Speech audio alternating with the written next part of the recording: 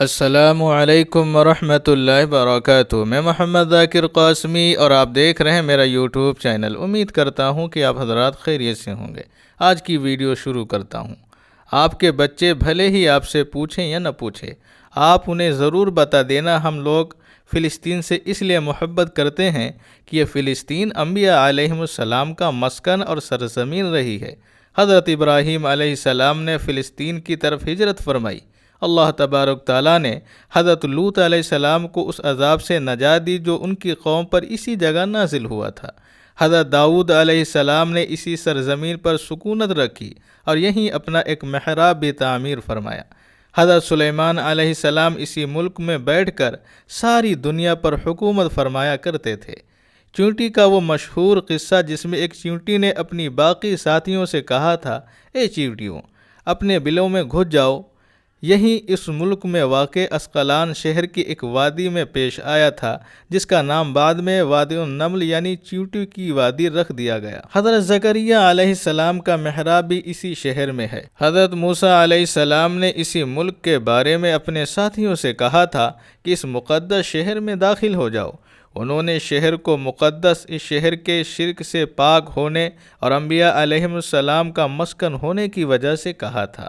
اس شہر میں کئی معجزات واقع پذیر ہوئے، جن میں ایک کنواری بی بی حضرت مریم کے بطن سے حضرت عیسیٰ علیہ السلام کی ولادت مبارکہ بھی ہے۔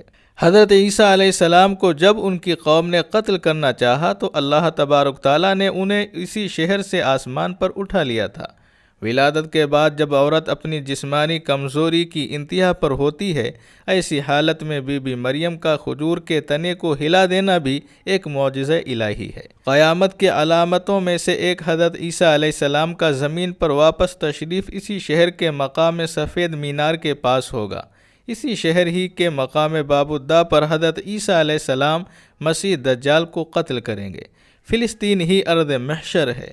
اسی شہر سے ہی یاجوج اور ماجوج کا زمین پر قتال اور فساد کا کام شروع ہوگا۔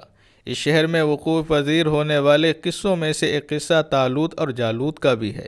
فلسطین کو نماز کی فرضیت کے بعد مسلمانوں کا قبلہ اول ہونے کا اعزاز بھی حاصل ہے۔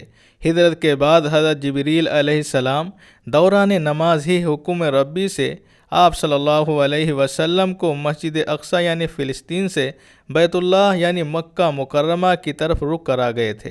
جس مسجد میں یہ واقعہ پیش آیا وہ مسجد آج بھی مسجد قبلتین کہلاتی ہے۔ حضور صلی اللہ علیہ وسلم معراج کی رات آسمان پر لے جانے سے پہلے مکہ مکرمہ سے یہاں بیت المقدس یعنی فلسطین لائے گئے۔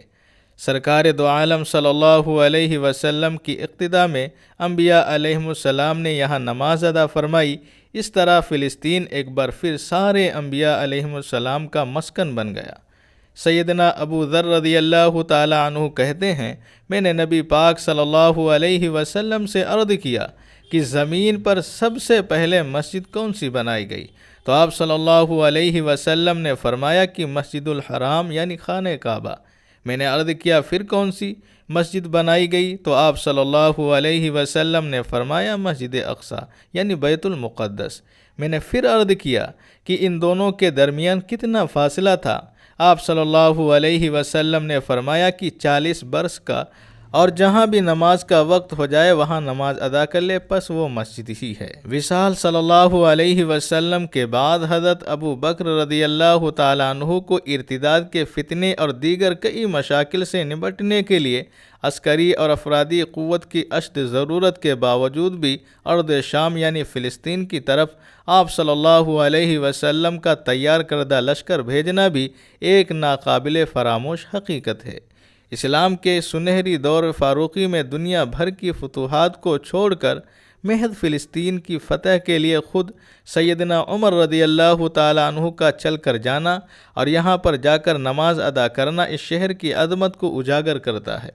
دوسری بار معراج کی رات بروز جمعہ 27 رجب 583 ہجری کو صلاح الدین ایوبی کے ہاتھوں سے اس شہر کا دوبارہ فتح ہونا بھی ایک نشانی ہے۔ بیت المقدس کا نام قدس قرآن سے پہلے تک ہوا کرتا تھا۔ قرآن نازل ہوا تو اس کا نام مسجد اقصی رکھا گیا۔ قدس اس شہر کی اس تقدیس کی وجہ سے ہے جو اسے دوسرے شہروں سے ممتاز کرتی ہے۔ اس شہر کے حصول اور اسے رومیوں کے جبر اور استبداد سے بچانے کے لیے 5000 سے زیادہ صحابہ رضی اللہ تعالیٰ عنہم نے جام شہادت نوش کیا، اور شہادت کا باب آج تک بند نہیں ہوا، سلسلہ ابھی تک چل رہا ہے۔ اس شہر اس طرح شہیدوں کا شہر ہے۔ مسجد اقصی اور بلاد شام کی اہمیت بالکل حرمین شریفین جیسی ہے۔ جب قرآن پاک کی آیت والتین والزیتون وطور سینین وہذا البلد الامین نازل ہوئی، ابن عباس رضی اللہ تعالیٰ عنہ کہتے ہیں کہ ہم نے بلاد شام کو التین انجیر سے، بلاد فلسطین کو الزیتون زیتون سے، اور الطور سینین کو مصر کے پہاڑ کوہ طور جس پر جا کر حضرت موسیٰ علیہ السلام اللہ تبارک تعالیٰ سے کلام کیا کرتے تھے، اس سے استدلال کیا۔ اور قرآن پاک کی آیت مبارکہ وَلَقَدْ كَتَبْنَا فِي الزَّبُورِ مِن بَعْدِ الذِّكْرِ أَنَّ الْأَرْضَ يَرِثُهَا عِبَادِيَ الصَّالِحُونَ سے یہ استدلال کیا گیا ہے کہ امت محمد حقیقت میں اس مقدس سرزمین کی وارث ہے۔ فلسطین کی عظمت کا اندازہ اس بات سے بھی لگایا جا سکتا ہے کہ یہاں پر پڑھی جانے والی ہر نماز کا اجر اور ثواب 500 گنا بڑھا کر دیا جاتا ہے۔ یہ کتنی پاک سرزمین ہے، اس لیے ہم سب مسلمان اس سے کتنی محبت کرتے ہیں۔ دوستو، یہ ہے مختصراً ویڈیو۔ اس جیسی ویڈیو دیکھنے کے لیے میرے چینل کو سبسکرائب کر لیں اور اپنے دوست، احباب اور فیملی ممبر کو شیئر بھی کر دیں۔ انشاءاللہ ملتے ہیں ایک نئی ویڈیو کے ساتھ۔ السلام علیکم ورحمۃ اللہ وبرکاتہ۔